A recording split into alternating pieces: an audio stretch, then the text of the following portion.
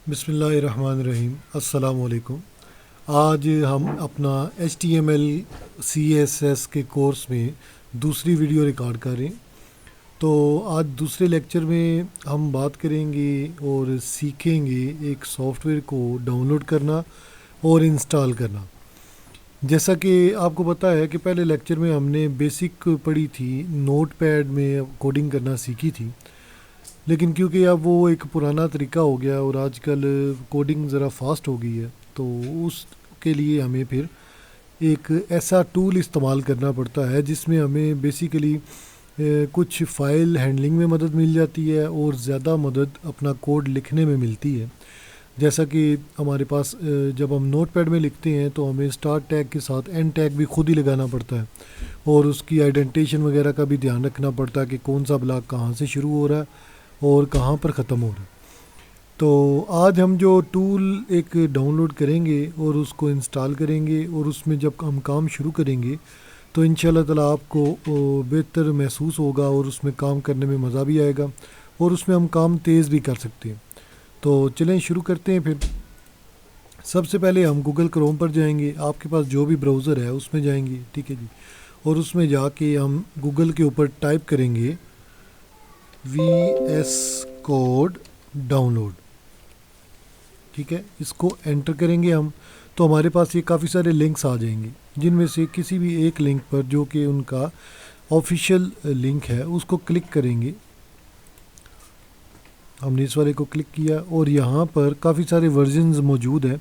सबसे पहले विंडोज़ का वर्जन है, ठीक है। उसके बाद डेबियंस का, या जिसको आप लिनक्स कहते हैं, उसके लिए ये 2 वर्जन मौजूद हैं, ठीक है। उसके बाद हमारे पास मैक OS X के लिए मौजूद है, ठीक है। तो हम विंडोज़ क्योंकि इस्तेमाल कर रहे हैं तो हम विंडोज़ वाले पे क्लिक करेंगे।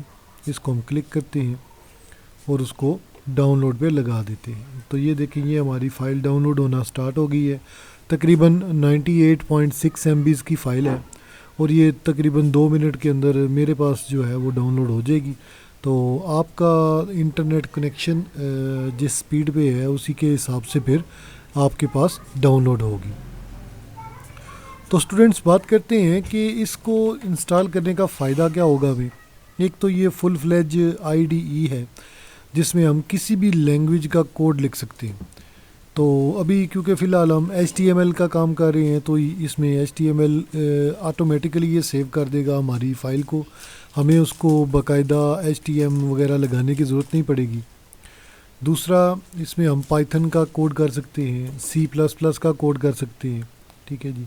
तो काफ़ी सारी लैंग्वेजेस के लिए ये सपोर्ट देता है, तो उनके लिए कुछ पैकेजेस वगैरह भी इंस्टॉल करने पड़ते हैं। लेकिन अभी फ़िल वक्त क्योंकि हम सिंपल HTML को इस्तेमाल कर रहे हैं तो उसके लिए हमें किसी पैकेज वगैरह की ज़रूरत नहीं है। तो आज हम देखेंगे कि हमारे जो नोटपैड पे काम था वो शुरू में हमें काफ़ी मुश्किल लगा, क्योंकि उसके क्लोजिंग टैग भी लगाने पड़ते थे और उसका याद भी रखना पड़ता था कि कौन सा ब्लॉक कहाँ पर ख़त्म हो रहा है। और उसकी स्लैश वगैरह भी अक्सर स्टूडेंट्स गलत लगा दिया करते हैं, फॉरवर्ड की जगह बैक स्लैश लगा देते हैं, या फिर वो स्लैश पहले लगानी थी बाद में लगा देते हैं। तो इस तरह की काफ़ी सारी गलतियाँ करते हैं, लेकिन वो भी करना लाजमी था ताकि हमें पता हो कि हम कोडिंग क्या कर रहे हैं और उसकी बेसिक्स पता हो। क्योंकि सम टाइम इस तरह होता है कि हमारे पास ये वाले टूल्स अवेलेबल नहीं होते और अगर हमें बेसिक प्रोग्रामिंग करना ना आती हो तो हम काफ़ी मुश्किल में आ जाते हैं। तो ये हमारी फ़ाइल डाउनलोड हो गई है जी, हम इसको ओपन कर लेते हैं। ये देखें जी, ये हमारी फ़ाइल आ गई, ये इसका निशान है, ठीक है। इस तरह का एक निशान आपको यहाँ पे नीचे भी नज़र आ रहा है, लेकिन ये देखें, ये निशान और ये निशान थोड़ा सा डिफरेंट है। यहाँ पर ये पूरा क्रॉस बंद नहीं हो रहा, जबकि ये वाला बंद हुआ है। ये विजुअल स्टूडियो का निशान है और जबकि ये विजुअल स्टूडियो कोड का निशान है। तो हम इसको डबल क्लिक करते हैं जी।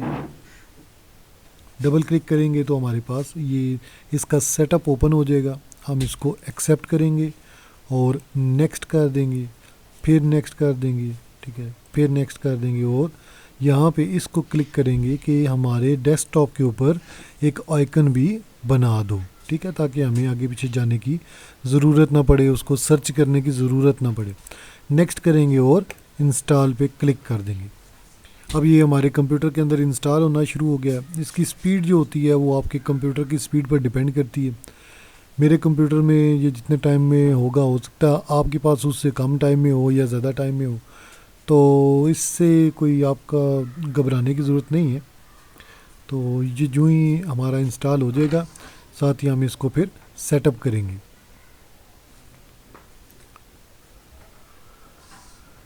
ले स्टूडेंट्स, ये हमारा इंस्टॉल हो गया। अब हम क्या करेंगे जी, इसको लॉन्च कर देंगे। फिनिश पे जो ही क्लिक करते हैं तो साथ ही हमारा ये सॉफ्टवेयर ओपन हो गया।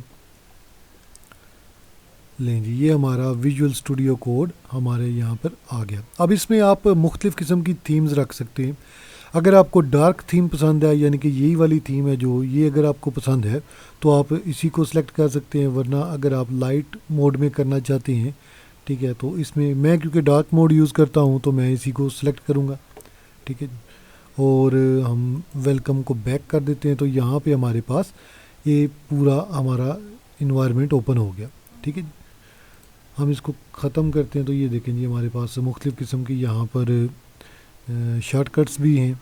ठीक है, तो ये देखिए, हम सबसे पहले देखेंगे इसकी साइड बार में क्या चीज़ें आ रही हैं। ये है हमारा फोल्डर स्ट्रक्चर है या एक्सप्लोरर है, जिसको हम ओपन करेंगे तो इसमें देखेंगे कि हम कौन से फोल्डर के अंदर कौन सी फ़ाइल के ऊपर काम कर रहे हैं और उसके अंदर कौन कौन सी दूसरी फाइल्स मौजूद हैं। ठीक है, इसी तरह हमारे पास दूसरा जो ऑप्शन है वो सर्च और रिप्लेस करने वाला ऑप्शन है। मिसाल के तौर पे हमने कोई एक नाम बार बार गलत लिख दिया है और हमें बाद में पता चला कि ये वाला नाम, इसके स्पेलिंग गलत हमने लिख दी हैं, तो हम सिंपली उसको यहाँ पर लिखेंगे और जो सही वाली स्पेलिंग है वो यहाँ पर लिख के उसको इस आइकन पे क्लिक करेंगे तो वो ऑटोमेटिकली सारे कोड को ठीक कर देगा जहाँ जहाँ पर गलती मौजूद थी। इसी तरह उसके बाद हमारे पास सोर्स कंट्रोल का ऑप्शन है। ठीक है, अभी ये फ़िलहाल आपको देखने की ज़रूरत नहीं है। नेक्स्ट है हमारे पास रन एंड डीबग। ठीक है, तो पहले आपको पता है हम फाइल को सेव करते थे, फिर उसको जाके इंटरनेट एक्सप्लोरर में या गूगल क्रोम में ओपन करते थे। तो यहाँ पर इसी आईडी के अंदर ही हमारे पास ये सारे ऑप्शंस मौजूद हैं। डीबग करना किसको कहते हैं जी?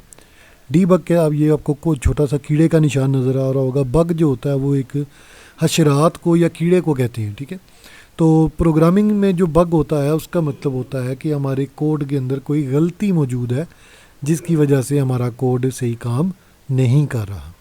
ठीक है, तो उसको ख़त्म करना, उसको हम कहते हैं डीबग करना। ठीक है जी, रन करने का मतलब है कि उस प्रोग्राम को एग्जीक्यूट करें, उसको चला कर देखें कि वो सही चल रहा है या नहीं चल रहा। इसी तरह हमारे पास मुख्तलिफ़ किस्म की एक्सटेंशंस मौजूद हैं जो हमें मुख्तलिफ़ प्रोग्राम्स बनाने के लिए रिक्वायर होती हैं। कई प्रोग्राम्स में होती हैं, कई प्रोग्राम्स में नहीं होती। जैसे कि अगर हम पाइथन इस्तेमाल करना चाहते हैं तो पाइथन को इंस्टॉल करेंगे हम। ठीक है जी, उसकी मुख्तलिफ सी को अगर इस्तेमाल करना चाहते हैं, C++ को करना चाहते हैं तो उसको इंस्टॉल कर लेंगे। तो ये मुख्तलिफ़ किस्म के हमारे पास मौजूद हैं ऑप्शन। तो सबसे पहला जो हमारा रिलेटेड ऑप्शन है वो फोल्डर एक्सप्लोरर वाला है। ठीक है जी, हम क्लिक करते हैं और अपना डेस्कटॉप के ऊपर एक फ़ोल्डर अपना बना लेंगे। यहाँ पर हम न्यू फोल्डर को क्लिक करते हैं और इसको हम नाम दे देंगे VS कोड फाइल्स। ठीक है जी, तो इसके बाद हम जितने भी फाइल्स वगैरह बनाएंगे वो सारी की सारी इसके अंदर सेव होंगी, इसके अंदर शो करेगा हमें। ठीक है, तो ये देखें जी, आ गया हमारे पास। हम इसको टेस्ट कर देते हैं जी। अब देखें बेटा, हम इसके अंदर एक फ़ाइल को बनाते हैं, एक नई फ़ाइल को बनाते हैं। ये मैंने न्यू फाइल पे क्लिक कर दिया और इस फाइल को हमने नाम दे दिया index.html। लीजिए, ये देखिए, अब ये ऑटोमेटिकली HTML की फ़ाइल बन गई है। ठीक है, अगर आप इसको नाम ना भी दें, ठीक है, फिर भी आप अगर जो ही आप HTML का कोड लिखना शुरू करेंगे तो वो ऑटोमेटिकली उसको HTML की फ़ाइल बना देगा। तो आज हम काम स्टार्ट करते हैं, देखते हैं। सबसे पहला प्रोग्राम जो हमने पहले नोटपैड पे लिखा था, आज हम इसमें लिखेंगे और हम देखेंगे कि उसके मुकाबले में यहाँ पर हमारा प्रोग्राम कितनी जल्दी कंप्लीट हो जाता है। तो देखिए, सबसे पहले जो ही मैं ब्रैकेट लगाता हूँ तो साथ ही वो ऑप्शन देना शुरू कर देता है कि आपने क्या लगाना। देखिए, जब हमारे पास ये ऑप्शन आ गया ना, अभी मुझे आगे लिखने की ज़रूरत नहीं है। ठीक है, हम इसको कैसे सेलेक्ट करेंगे, हमें इसको क्लिक करने की ज़रूरत नहीं है। हम सिंपली एंटर प्रेस करेंगे तो ये सेलेक्ट हो जाएगा। जो ही हम इसकी ब्रैकेट को बंद करेंगे, साथ ही HTML का क्लोजिंग टैग वो खुद ब खुद लगा देगा। अब दूसरा काम देखें यहाँ पर कि इसने इसको यहाँ पे नहीं लेके आया, ये स्टार्ट में नहीं लेके आया, जबकि इसको आगे लेके आया। जैसा कि हमने पिछली मरतबा भी अपनी वीडियो के अंदर ये बात की थी कि हम इसको आइडेंटिटेशन करते हैं, ठीक है, आइडेंटिफाई कर देते हैं, इसको थोड़ा सा आगे कर देते हैं, ठीक है। तो इस विजुअल स्टूडियो कोड के अंदर ये ऑटोमेटिकली ख़ुद ही सारा कुछ हो जाएगा, ठीक है। अब देखें इसके अंदर आपको दूसरा टैग याद होगा जो हमने लगाया था, वो कौन सा टैग था जी हेड टैग, ठीक है। हेड आया, मैंने इसको एंटर किया तो उसने सेलेक्ट कर दिया। जो ही मैं इसको क्लोज़ करूँगा तो देखिए ऑटोमेटिकली उसने ये क्लोजिंग वाला टैग खुद ब खुद बना दिया, ठीक है। अब इसके अंदर हम एक और टैग बनाते हैं, वो कौन सा टैग है जी बिल्कुल टाइटल का टैग। टाइटल हमने लगाया तो देखें टाइटल ऑटोमेटिकली क्लोज़ हो गया, ठीक है।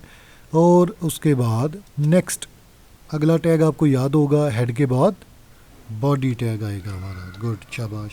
देखिए बॉडी लिखा, जो ही हमने उसको क्लोज़ किया तो साथ ही बॉडी का टैग क्लोज़ हो गया खुद ही जी।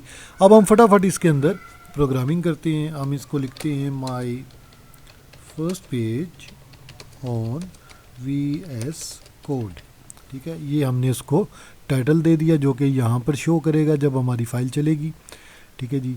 उसके बाद बॉडी के अंदर हम लगाते हैं जनाब H1 और यहाँ पे हम देंगे my first heading in VS code, ठीक है जी।